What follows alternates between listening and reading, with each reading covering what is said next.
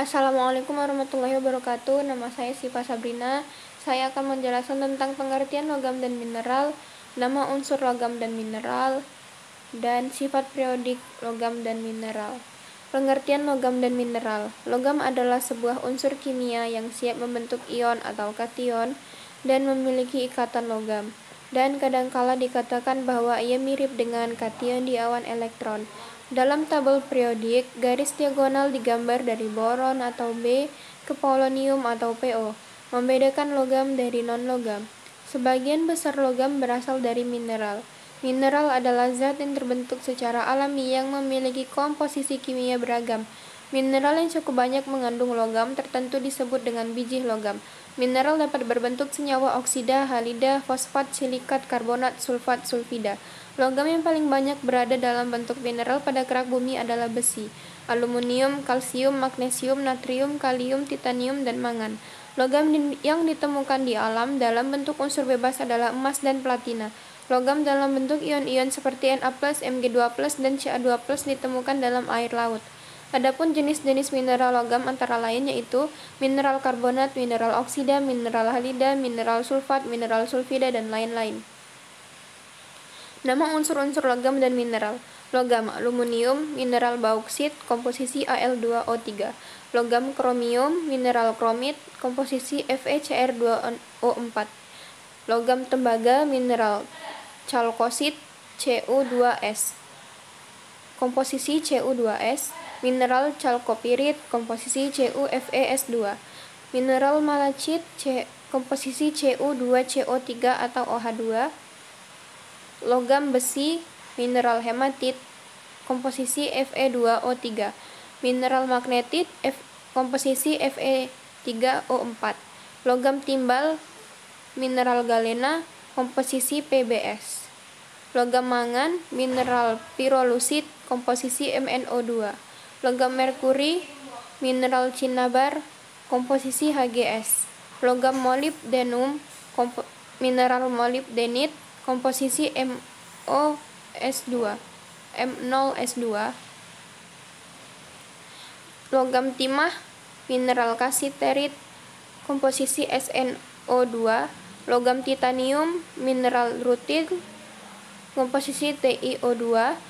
Mineral ilmetit, komposisi FeTiO3. Logam seng, mineral sfalarit, komposisi ZnS. Sifat periodik unsur. Sifat-sifat logam dalam sistem periodik makin ke bawah makin bertambah, dan makin ke kanan makin berkurang. Batas unsur-unsur logam yang terletak di sebelah kiri dengan batas unsur-unsur bukan logam di sebelah kanan pada sistem periodik sering digambarkan dengan tangga diagonal bergaris tebal. Unsur-unsur yang berada pada batas antara logam dan dengan bukan logam menunjukkan sifat ganda. Sekian dari saya. Terima kasih. Lebih mohon maaf. Wassalamualaikum warahmatullahi wabarakatuh. Sifat-sifat logam. A. Sifat kimianya. 1. Logam biasanya membentuk kation melalui mekanisme kehilangan elektron dan bereaksi dengan oksigen di udara membentuk oksida melalui beragam skala waktu. Contohnya, besi berkarat setelah bertahun-tahun, sementara kalium terbakar dalam hitungan detik. 2. Beberapa logam membentuk lapisan oksida penghalang pada permukaannya yang tidak dapat ditembus lebih jauh oleh molekul-molekul oksigen, sehingga dapat mempertahankan kilau dan konduktivitasnya selama beberapa dekade. 3. Logam transisi seperti besi, tembaga, seng, dan nikel lebih lambat teroksidasi karena mereka membentuk lapisan pasivasi oksidanya yang melindungi bagian dalam logam. Sementara yang lainnya seperti palladium, platina, dan emas tidak bereaksi sama sekali dengan atmosfer. B. Sifat fisikanya. 1. Logam memiliki konduktivitas listrik, konduktivitas termal, dan densitas yang tinggi. Umumnya mereka bersifat lentur dan liat, serta berubah bentuk di bawah tekanan tanpa terbelah.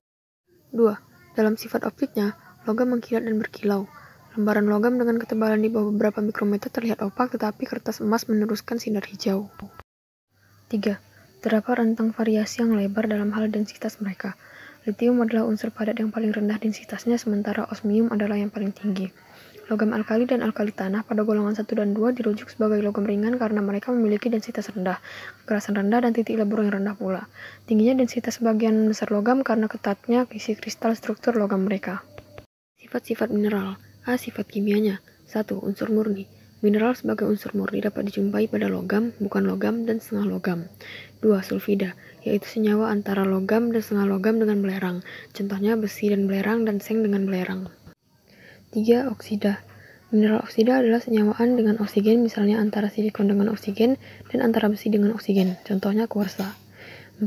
Halida, yaitu senyawaan dengan garam-garaman. Contohnya garam dapur. 5. Karbonat, yaitu senyawaan antara karbon, oksigen, dan satu atau lebih unsur lain. Misalnya kalsit yang terdapat dalam gua batu gamping berwujud stalaktit dan stalagmit. 6. Sulfat, yaitu senyawaan antara belerang, oksigen, dan satu atau lebih unsur lain, misalnya gipsum. 7. Fosfat, yaitu senyawaan antara fosfor, oksigen, dan unsur lain. Contohnya adalah pupuk fosfat yang terjadi dari reaksi batu gamping pada kotoran kelelawar dalam gua batu gamping.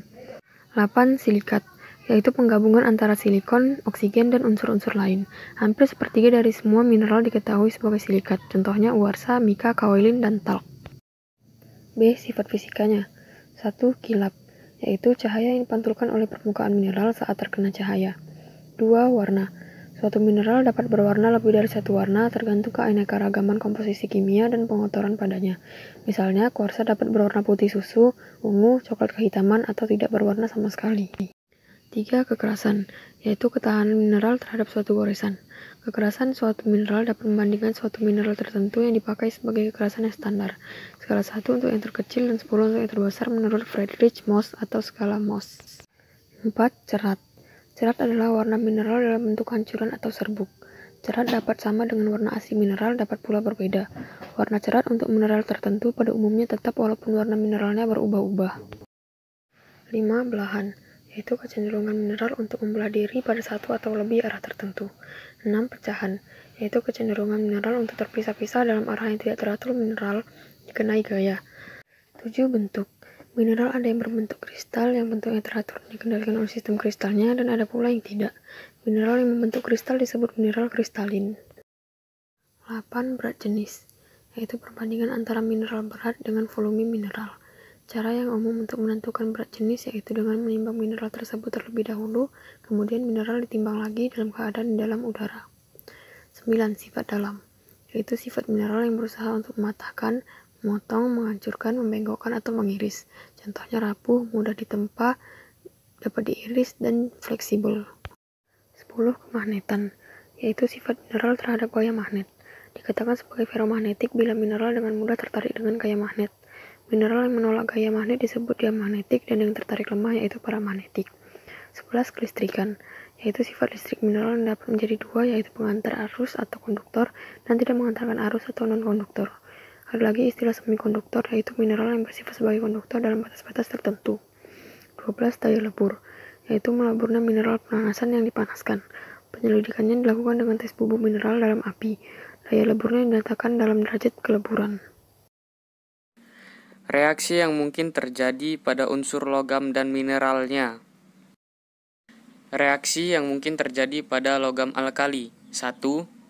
Reaksi logam alkali dengan air. Logam alkali bereaksi dengan air membentuk senyawa hidroksida dan gas H2. Jika M adalah logam alkali, maka reaksinya dapat ditulis sebagai berikut. 2M ditambah H2O akan menghasilkan 2MOH tambah H2. Contoh reaksi logam alkali dengan air adalah 2Na ditambah H2O akan menghasilkan 2NaOH tambah H2. 2. Reaksi dengan oksigen. Logam alkali bereaksi dengan oksigen membentuk senyawa oksida, senyawa peroksida, dan senyawa superoksida. Persamaan umumnya adalah sebagai berikut. Senyawa oksida atau O2-. 4M ditambah O2 akan menghasilkan 2M2O. Contoh reaksi logam alkali natrium dengan oksigen akan menghasilkan oksida. 4Na tambah O2 akan menghasilkan 2NaO. Senyawa peroksida atau O22-. 2M ditambah O2 akan menghasilkan M2O2. 3. Reaksi dengan halogen. Logam alkali 3. Reaksi dengan halogen. Logam alkali bereaksi dengan halogen membentuk senyawa halida. Persamaan umum reaksi antara logam alkali M dengan halogen X sebagai berikut. 2M ditambah X2 akan menghasilkan 2MX. Contoh reaksi logam alkali litium dengan halogen, yaitu 2Li ditambah C12 akan menghasilkan 2LiCl atau litium klorida. 4. Reaksi dengan hidrogen. Logam alkali bereaksi dengan hidrogen membentuk senyawa hidrida. Senyawa hidrida merupakan senyawa ionik kristal yang berwarna putih. Reaksi umumnya adalah sebagai berikut. 2M ditambah H2 akan menghasilkan 2MH. Contoh reaksi logam alkali natrium dengan hidrogen yaitu 2Na ditambah H2 akan menghasilkan 2NaH. 5. Reaksi dengan asam encer. Logam alkali bereaksi Dengan asam encer, misalnya HCl 0,1M. Reaksi terjadi dengan cepat dan disertai dengan ledakan dan nyala api. Reaksi antara logam alkali dengan asam encer sebagai berikut, yaitu M ditambah H+ akan menghasilkan M+ ditambah H2. Reaksi yang mungkin terjadi pada logam alkali tanah. 1. Reaksi logam alkali tanah dengan air.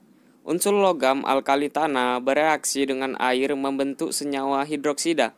Semua unsur logam alkali tanah dapat bereaksi dengan air kecuali berilium atau Be. Adapun persamaan umum reaksi unsur logam alkali tanah dengan air adalah sebagai berikut. M ditambah 2H2O akan menghasilkan MOH2 tambah H2. Contoh senyawa hidroksida yang terbentuk yaitu Ba ditambah 2H2O akan menghasilkan BaOH2 tambah H2. Kemudian Mg ditambah 2H2O akan menghasilkan MgOH2 ditambah H2. 2. Reaksi logam alkali tanah dengan nitrogen. Unsur logam alkali tanah bereaksi dengan nitrogen membentuk senyawa nitrida. Adapun persamaan umum reaksi unsur logam alkali tanah dengan nitrogen adalah sebagai berikut. 3M ditambah N2 akan menghasilkan M3N2. Contoh senyawa nitrida yang terbentuk yaitu 3Be ditambah N2 akan menghasilkan Be3N2. 3Mg ditambah N2 akan menghasilkan Mg3N2. 3. Reaksi logam alkali tanah dengan oksigen. Unsur logam alkali tanah bereaksi dengan oksigen di udara membentuk senyawa oksida dan superoksida. Senyawa oksida terbentuk melibatkan jumlah oksigen yang terbatas, sedangkan senyawa superoksida terbentuk jika reaksi melibatkan jumlah oksigen yang berlebih. Adapun persamaan umum reaksi unsur logam alkali tanah dengan oksigen adalah sebagai berikut. 2M ditambah O2 akan menghasilkan MO atau senyawa oksida. M ditambah O2 akan menghasilkan MO2 atau senyawa superoksida. Contoh senyawa oksida dan superoksida yang terbentuk yaitu 2Be ditambah O2 akan menghasilkan BeO. 2Mg tambah O2 akan menghasilkan MgO. 4. Reaksi logam alkali tanah dengan halogen. Unsur logam alkali tanah bereaksi dengan halogen membentuk senyawa halida. Adapun persamaan umum reaksi unsur logam alkali tanah dengan halogen adalah sebagai berikut. M ditambah X2 akan menghasilkan MX2. 5. Reaksi logam alkali tanah dengan hidrogen. Unsur logam alkali tanah bereaksi dengan hidrogen membentuk senyawa hidrida. Adapun persamaan umum reaksi unsur logam alkali tanah dengan hidrogen adalah sebagai berikut. M ditambah H2 akan menghasilkan MH2. Contoh senyawa hidrida yang terbentuk yaitu Mg ditambah H2 akan menghasilkan MgH2. Kemudian Sr ditambah H2 akan menghasilkan SrH2. Proses pembuatan unsur logam dan mineralnya. Proses pembuatan unsur logam dan mineralnya. 1. Proses pengecoran atau casting ialah suatu teknik pembuatan produk di mana logam dicairkan dalam tungku peleburan, kemudian dituangkan ke dalam rongga cetakan yang serupa dengan asli dari produk cor yang akan dibuat. Kedua, proses pemesinan atau machining. Proses pemotongan logam disebut sebagai proses pemesinan, adalah proses pembuatan dengan cara membuang material yang tidak diinginkan pada benda kerja sehingga diperoleh produk akhir dengan bentuk, ukuran, dan surface finish yang diinginkan. Yang ketiga, proses pembentukan logam atau metal forming. Proses metal forming adalah melakukan perubahan bentuk pada benda kerja dengan cara memberikan gaya luar sehingga terjadi deformasi plastis. Yang keempat, proses pengelasan atau welding ialah proses penyambungan dua bagian logam dengan jalan pencairan sebagai dari daerah yang akan disambung. Adanya pencairan dan pembekuan di daerah tersebut akan menyebabkan terjadinya ikatan sambung. Yang kelima, proses perlakuan panas atau heat treatment.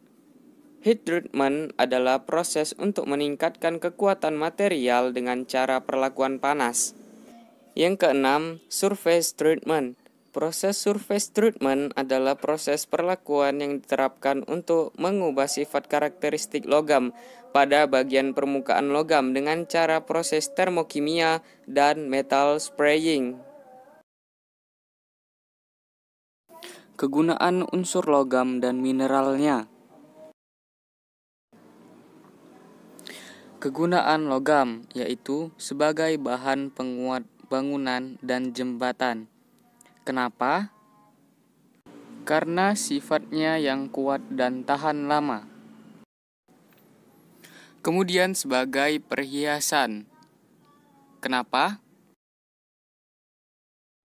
Karena keindahannya dan tidak berkarat. Kemudian pembuatan kabel.